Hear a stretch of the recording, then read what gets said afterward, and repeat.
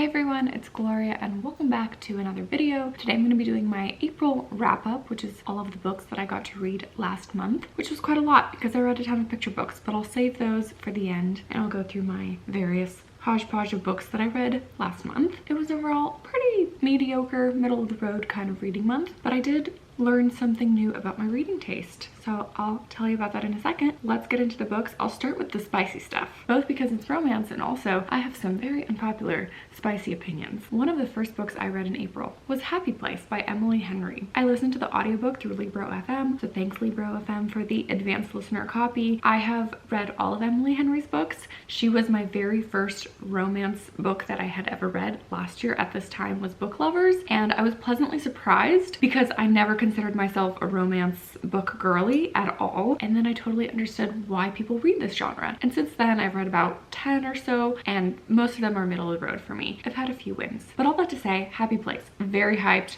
Everyone is reading this because Emily Henry, she's so prolific right now, everyone's obsessed with her. So the premise of this book is two people who are best friends, have been dating each other for a while, break up, but they decide to spend one last summer together with their group of friends and fake date, like pretend that they're still together. So they have to force their romance even though they're broken up and aren't getting along, but they don't want to offend any of their friends, so they decide to fake it. I already don't love that premise, so I don't know what I thought going into this book, but my goodness, I hated it. Hated it. One of the worst books I've read this year, worst romance book I've ever read, and it was just garbage. All garbage. I know, very unpopular because so many people love this book, but the entire book is miscommunication. I know that that is a trope and a thing that is just used in romance books, but this was so dumb. It was so dumb. I was like, just talk to each other. It was so unbelievable. It was so silly. I rolled my eyes so much. I also hated this friend group. Basically, no one is talking to each other. No one is telling each other anything that's going on in their lives. They're all kind of faking it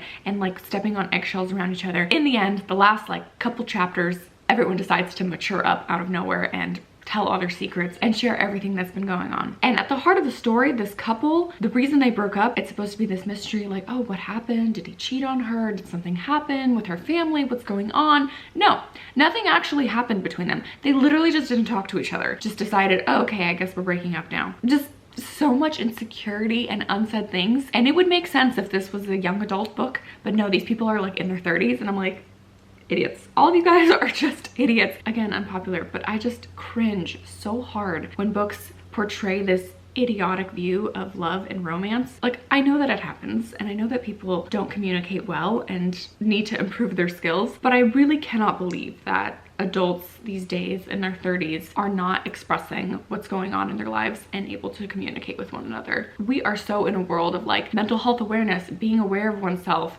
communicating what is on your mind, saying your truth, speaking your feelings, like all of this stuff. When it is the major thread of the story and the romance, I cannot buy it. Like, I did not get any spiciness from this couple. It was just all ugh. Moving on, still in romance, and this is the thing that I learned about myself and my reading taste that I was so pleasantly surprised with. So kind of on a whim, I picked up A Lady's Guide to Fortune Hunting by Sophie Irwin, and I loved it. This is a historical Regency romance with lots of nods to Pride and Prejudice, and it gave all of the Bridgerton vibes but with zero sex or steam. So it is very clean for those that want to avoid that. There was literally like 1 or 2 kisses in this entire book, but it did not lack in the character development and the romance development, and it was so fun. This is about a young woman who is the eldest sister of 4. Her parents have died. She is left penniless. She has a bunch of debt. She has to figure out what she's going to do with her life. So she decides to go into town to London to find a husband, a rich husband. She's a very strong-willed personality and she sets her eyes on someone, but then his oldest brother totally sees the scheme that she's portraying, and so it's a little bit of like an enemies to lovers trope, and there are a lot of balls and social events,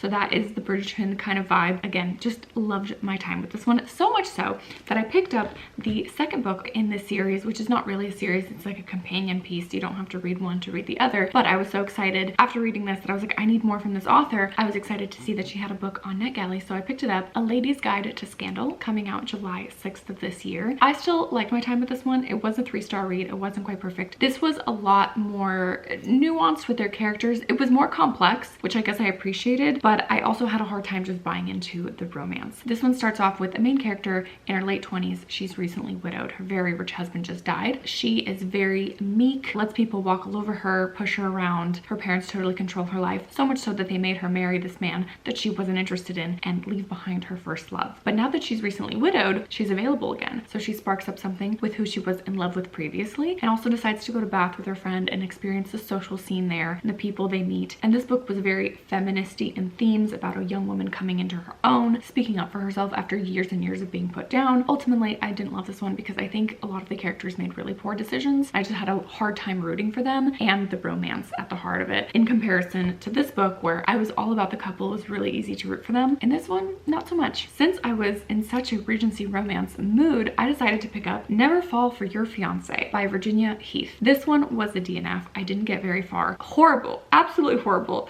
This book, only a few chapters in, there's zero historical context, very poorly written. It was very over the top of sexual innuendos and like lusting after each other from people who have no idea, like they just met and they're like, oh my god, I want to take clothes off, and I'm like, no thank you, this is not how people talk. Very different vibe set from my previous reading experience, so I definitely abandoned this one quite quickly, which was unfortunate because the premise sounded fun. It's another like fake dating kind of trope, and I was really looking to replicate my reading experience with this.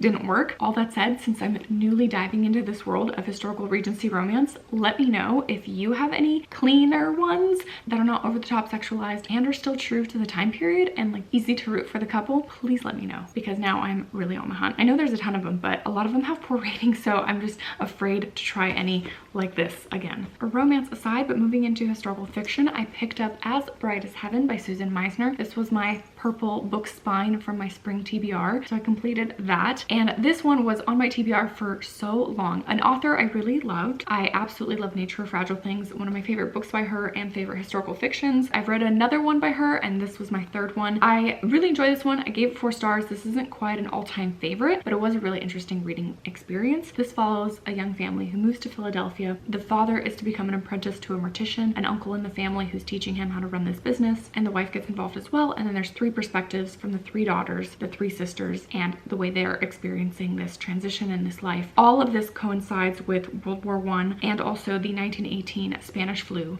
outbreak, specifically in the city of Philadelphia. This was very heavy and sad with obvious themes of grief and loss. It was a really interesting perspective to read about, and I think it brought up some good themes, so a very solid historical fiction. Another historical fiction, but middle grade this time, I picked up The Lost Year by Catherine Marsh. This came highly recommended from Amanda from the Curly Reader, and this was a story about the Ukrainian famine. I am a sucker for any books that are set in Russia or Ukraine or have anything to do with the Soviet time period or culture, and this book was a good read. I liked it fine. It wasn't anything special for me. This has dual timelines, and I didn't really love the modern timeline, mainly because of the historical fiction trope that I don't love, which is a grandparent has all these secrets, doesn't tell anyone their whole life story, and then when they're near their deathbed or after they died, they decide to share a box of memories with their grandchild. And it's like, here, this is how I lived my life and I went through something tragic. And that grandchild is like reading letters of what they went through. That's what this book is about. That is what happens. I don't love that trope, so that's why it's a little bit lower for me than maybe someone who does enjoy that kind of reading experience. But this was still a really good historical fiction depicting the Holodomor, which is the Red Famine in Ukraine when Stalin enforced this famine on the Ukrainian people who lived in the countryside, basically forced them into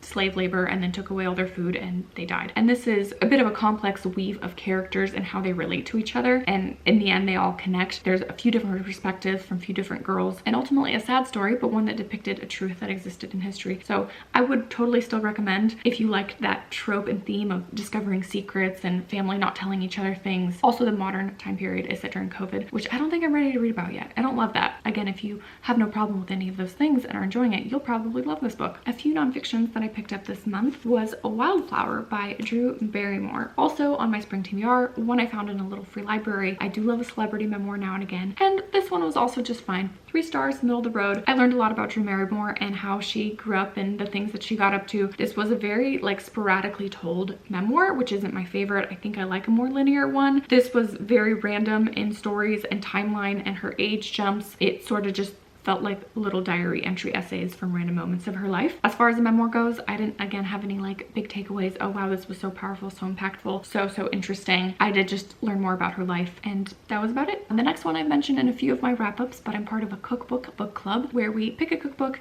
get together. Each one picks a recipe from the cookbook. We all cook it, we talk about it, we get together, we visit. And April's pick was Mamushka by Oля Hercules. This is a Ukrainian cookbook and it is really lovely. This one was a lot of fun. I ended up giving it 4 stars if you rate cookbooks. I thought that this was so relatable. I sat down with my mom and we looked through the recipes together because so much of what's in here is what she still cooks, and it was so nostalgic and so familiar and relatable. So I thoroughly enjoy this one. This one and Kachka, which is a Russian cookbook, are very much in line with like the Slavic culture and cuisine, and it was really fun to cook in here, and so many of the recipes were wins. This is the recipe that I made, which is the beet and gherkin salad, which is vinaigrette, and it was delicious. To end, I have a mixed bag of miscellaneous reads, starting with a contemporary, The Hypnotist Love Story by Liane Moriarty. Another 3-star read, again, middle of the road. Liane Moriarty is still a really excellent writer, and I was thoroughly interested in this experience all the way through, but it was a bit lacking for me at the end. It's kind of like, okay, that's all that was about. And like I said, an excellent writer. She doesn't shy away from a human experience, from a family experience, family drama, but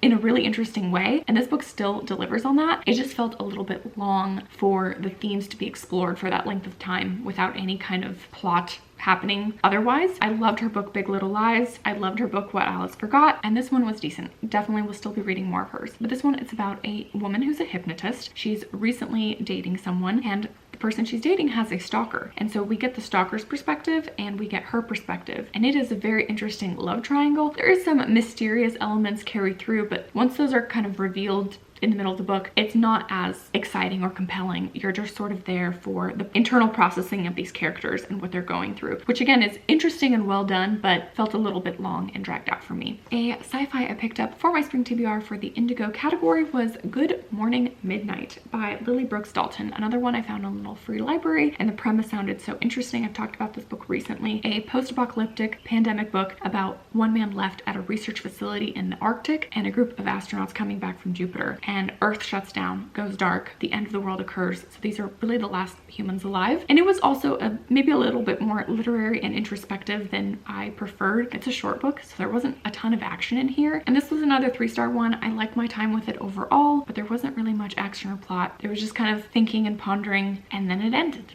And it was a bit underwhelming at the end. So not a bad read, but not a favorite. And I did watch the movie on Netflix. It's called The Midnight Sky. I think it's a different name. And I didn't like that. That wasn't a good adaptation, but I have a whole idea to film a video about book and movie adaptations of all the ones that I've watched this year so far. So I'll save more of my thoughts for that. A classic I picked up was The Enchanted April by Elizabeth Von Arnim. This is a beautiful cover, a beautiful book for spring. You would think. I had such high expectations for this. I did buddy read this with Miriam Elizabeth Reads, which was fun. It was great, but I'm sad we both didn't really enjoy this book. I ended up giving this one 2 stars. I was so bummed out, let down. I had high expectations, and I knew that this was going to be a slow read, so I wasn't expecting, you know, action and plot and excitement. But I thought, okay, slow, atmospheric. I'm gonna get interesting character exploration in Italy. And the parts about descriptions of Italy were fun. It's this beautiful castle villa in the fancy coast, Amalfi, something like that. And that part was great, definitely the best part of the book. But the characters in here sucked. Like, I had absolutely zero interest in any of them. These 4 women who don't really know each other kind of decide, oh, hey, let's get together and rent out this like Airbnb for the month of April. And all of them are coming from different walks of life and different perspectives and have troubles in their life. Nothing really happens. They don't grow as characters. They don't develop interesting friendships. They're all just kind of bummed out with terrible husbands or past or weird relationships with men. And then towards the 75% mark, all the men come into the picture and decide to kind of barge in and join this vacation, and they're all really weird, terrible, icky men. Again, nothing really happened. There wasn't any resolution, character arc, growth of any kind. I just didn't really like any of these characters whatsoever. I liked her writing. Like, I don't think it was a poorly written story, but I just didn't vibe with these characters, so didn't really enjoy this book. And then ending with a middle grade graphic novel, I picked up Cat's Cafe by Matt Tarpley. I saw a few people read this for middle grade March, and so I checked this out from the library. This is a very sweet little graphic novel, definitely on the younger end of middle grade. Very simple, not a really linear kind of story throughout any of this. This felt like reading memes on the internet, like little cat memes or animal memes, and it's basically just about a coffee shop and all of these animals who love coffee, and just funny little memes and graphics about these animals and their adventures and coffee and puns. This is a very punny book, and I thought it was cute. Again, gave it 3 stars. Very simple, very light, wonderful for little kids. And now I'll end by going through all of the picture books that I read this month, which was quite a bit. I'll try to go through these quickly. This is my big old stack of books I read in April, and I'll just go through them one by one. When Green Becomes Tomatoes. This is a book of poems, and it was absolutely lovely. I really enjoyed it, loved the illustrations. It went through the entire year and all of the seasons, but I thought it was a lovely book of poetry. Stories from Bug Garden by Lisa Moser. This was another really fun one. The little bugs in the garden came to life. It was quite humorous. The illustration style was really fun. The bugs were hilarious, and it was just a wonderful little depiction of springtime in the garden. Would highly recommend. One of my favorites of the bunch. The Proper Way to Meet a Hedgehog. Another poem book. This one was a bit random, just had a bunch of random funny poems. I really liked the illustration style. It was a fun picture book to look through. Florette by Anna Walker. This one I picked up because of the springtime vibes and the greenery. This is all about a young girl that wants to discover nature in New York City, and she can't find it, but she ends up finding a twig and using her imagination. It was sweet. Spring Parade. With this one, I absolutely loved the illustration style and the color palette. This was so beautiful. I loved the color palette. However, the story was quite lacking and just basically non-existent. It was very simple, which is fine because the illustrations were lovely. Next, Becoming a Good Creature by Cy Montgomery. This is an adaptation of Cy Montgomery's actual nonfiction book, and this is a picture book adaptation, and I liked it fine. It was sweet. A good kids book. Also a bit random, I think, for a kids book, but fun illustrations and good stories about animals. Finding Winnie, the true story of the world's most famous bear. This was a true story of what then became known as Winnie the Pooh. This felt like a history story, and it was on the longer end, but it was really beautifully done, and the illustrator is Sophie Blackall, which is one of my favorite illustrators, so I'm happy to have picked this one up. Next, I picked up Penguin Problems. This was for one of the funny, silly prompts for the Picture This readathon, and this one was quite silly and funny. Without lacking some depth at the end too. It was really sweet. I liked the story. I thought the illustration style was fun as well. Next, I picked up The Odd Egg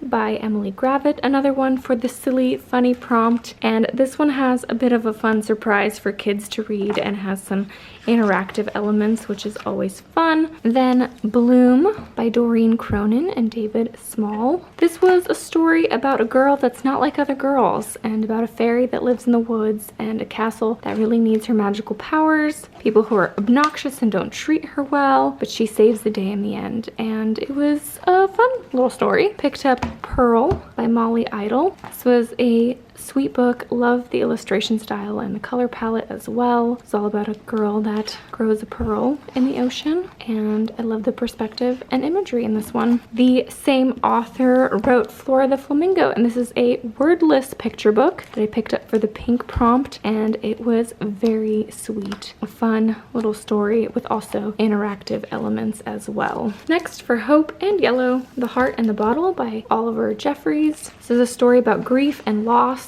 Also really liked the illustrations as well, but it's definitely a bit abstract. And lastly, Hope by Matthew Cradell. This is a weird one. It was like an adaptation of The Lion King. It was really random. This is my least favorite out of the bunch. It felt very sporadic and like it's supposed to be about Lion King, but from the perspective of a grandparent writing to their grandchild. It was really random. So that's it. That wraps up my April reading. Let me know what you thought of any of the books or any of my spicy takes on some of them, and if you have any historical Regency romance recommendations, I am looking for those. Appreciate you guys spending some time with me today, watching, commenting, being a part of this community, and I will see you guys in another video soon. Bye!